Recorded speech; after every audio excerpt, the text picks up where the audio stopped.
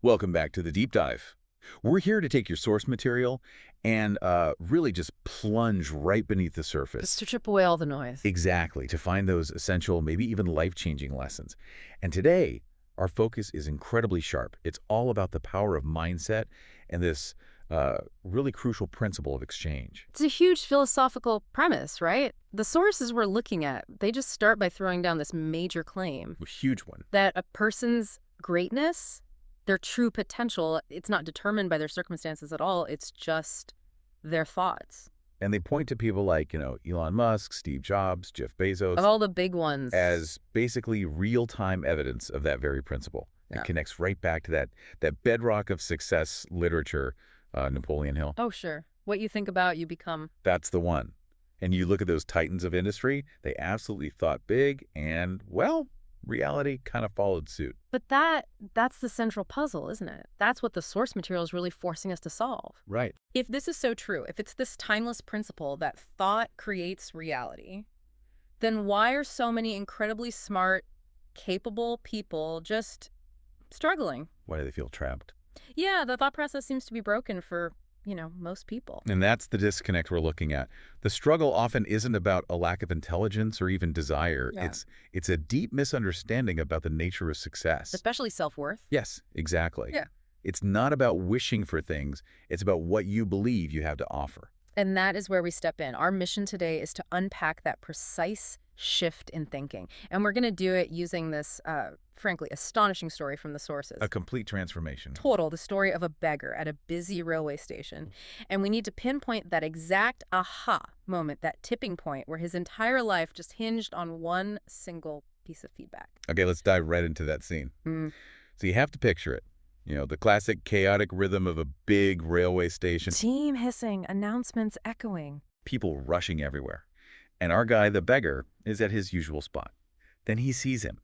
This well-dressed businessman, tailored suit, oozing confidence as he steps onto the platform. Right, and the beggar's internal script, it's just running on default. His mind is immediately on the transaction, but it's based on pity. Not exchange. Not at all. He sees the suit, maybe an expensive watch, and he just thinks, okay, this guy's loaded.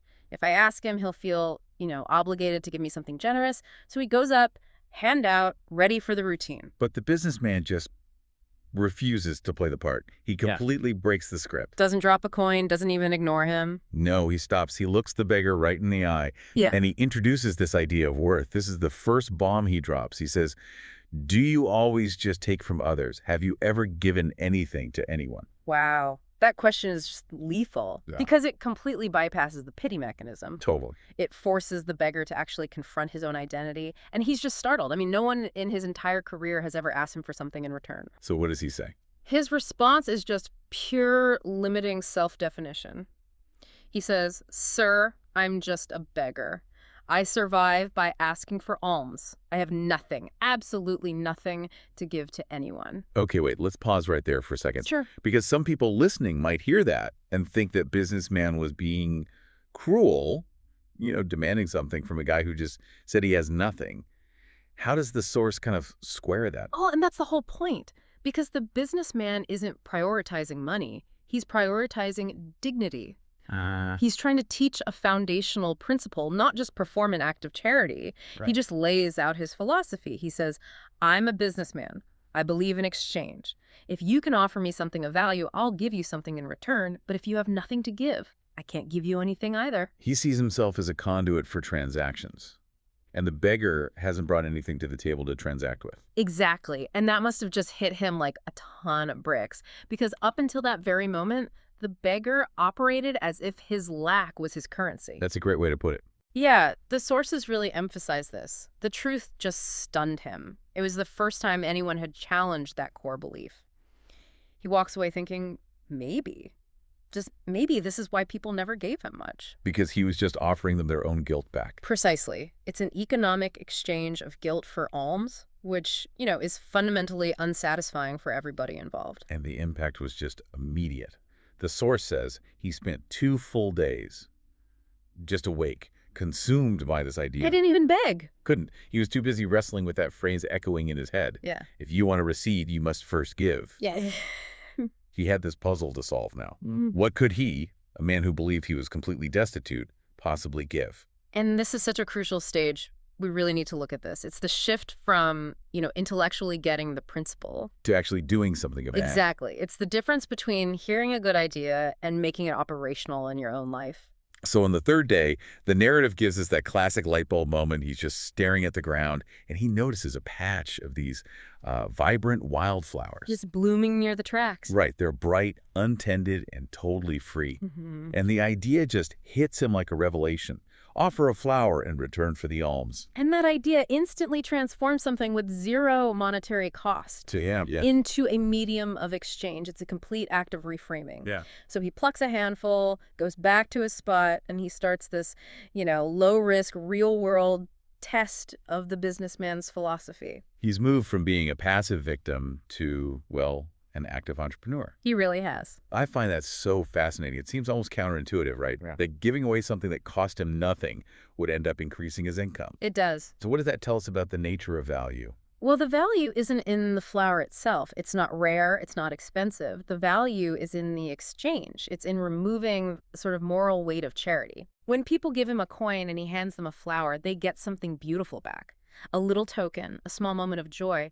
And the whole transaction shifts from being a tax on their pity to a mutually satisfying commercial act. The giver feels respected because they're paying for something, not just pitying someone. Exactly. And the beggar, he starts to notice patterns. He's suddenly collecting data. Right. When he had flowers, people didn't just give money, they gave more generously. And then when he ran out of flowers for the day, The donations would drop right back down. The old pity dynamic returned. That pattern recognition is everything. He wasn't relying on hope anymore. He was relying on actual feedback from the world. He realized it's true. People like to get something in return. He had proof. Real empirical evidence that the businessman's rule worked.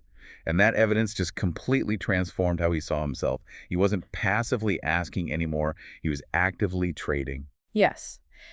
The flower was proof that he had value to offer. And that proof created self-worth. He was trading a flower for a coin, but what he really traded was his identity, from a charity case to a man of commerce. So the narrative brings us back around to that second big encounter. The beggar spots the same businessman again. Sitting on the train, waiting to leave. But this time, the beggar doesn't approach with a plea. He approaches with a proud proposition. He rushes right over, he's excited, and he declares his new identity with just total conviction. He says, "Sir, today I have something to give you. If you give me money, I will give you flowers in return." He's not asking for charity. He's pitching his business model. He absolutely is. And the businessman, he sees it. He sees the change in his posture, his purpose, and he gives him that definitive validation. He says, "You have truly understood the value of exchange. Today, you are no longer just a beggar. You have become a businessman." Wow. Think about the weight of that. A verbal promotion. It's huge. The most important title change didn't come from, a government office or a bank.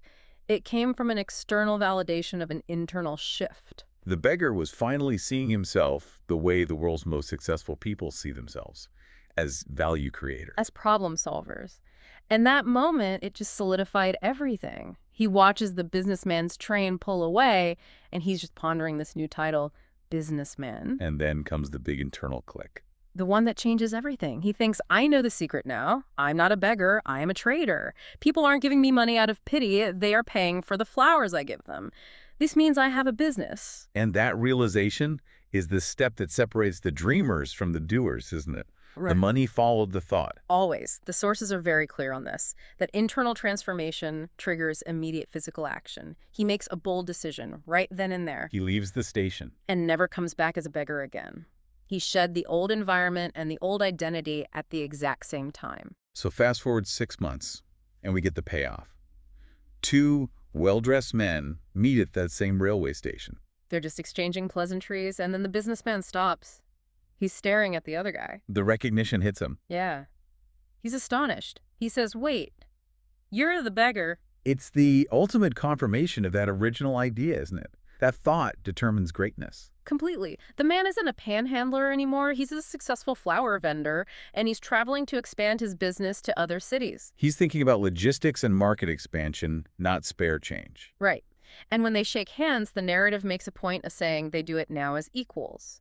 The transformation isn't just about wealth, it's about mutual respect. And what's the last thing he says to him? The final word he gives the businessman just perfectly sums up this whole deep dive. He says, "We only receive when we give." That day I realized that I was never really a beggar. I was a businessman all along. I just had to see myself that way. That shift in self-perception, that is the absolute core of it. The broader conclusion from this story is, well, it's undeniable. Life is shaped by how we see ourselves. Not by the labels other people put on us. Right. If you accept the limitation, if you believe you are small or you lack value, you will stay small. If you recognize that inner potential and you shift your thought, you unlock greatness. And that is the explicit link back to those high achievers we mentioned at the start. Right. What did Steve Jobs and Elon Musk do?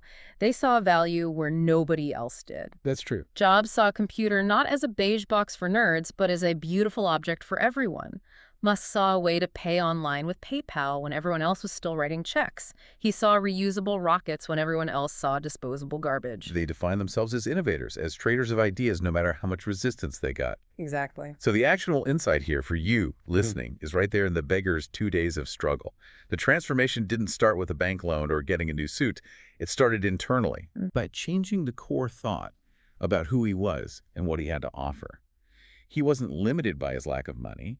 He was limited by his lack of self-definition. He stopped limiting himself to the label beggar.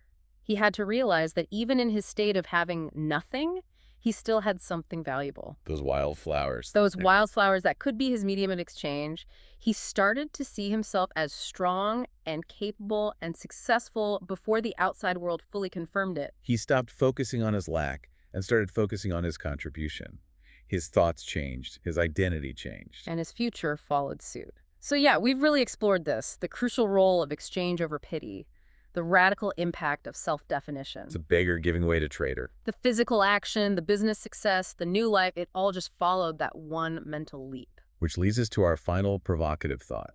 Something for you to consider, building on this theme of internal value and exchange. If the key to success is giving before you receive, if you have to lead with an offering. What are the invisible wildflowers that you currently possess? The ones you've been neglecting to offer as your own valuable medium of exchange. What are those untapped skills, that innate kindness you have, those unique insights you hold that you just dismiss? The things the world might desperately need, but you haven't seen their value yet. Maybe it's time to stop seeing yourself as having nothing to give. And start recognizing the powerful trader you have been all along.